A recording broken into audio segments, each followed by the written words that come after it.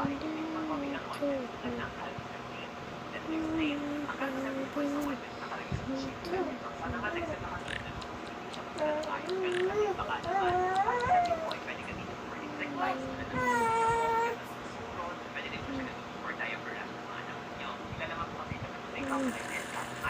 Ang Zinc-Oxide po ay isang anti-inflammatory, nakakatulong ito para ma-reduce po yung mga maga, nagsisilip yung skin barrier upang maiwasan po ang skin irritation. Po nakakatulong din ito sa magaling ng mga na-damage na balat. Yung calamine naman po ay isang anti-diuretic. Pag sinabi po natin anti-diuretic, nakakatulong ito upang mabawasan po ang mga ng ating balat. Kaya naman po lagi na pinapawag ng mga namamayan. Lagi na target ng mga surot, pwede niyo po gamitin ng Calmacin. Kung kukuha lamang po kayo ng small amount of gamot, ilagay nyo sa affected area. Pwede na lang kung gano'ng kalaki or gano'ng kalilas. Ilagay nyo lamang po na parang ganyan, wag at makeup. Kasi yan nyo lamang po siya matayin doon. Pwede nyo po yung 4 times a day. At every food na over the counter na gamot, kaya pwede nyo rin mabili kahit wala kayong present doctor. Remember, if symptoms persist, consult your doctor.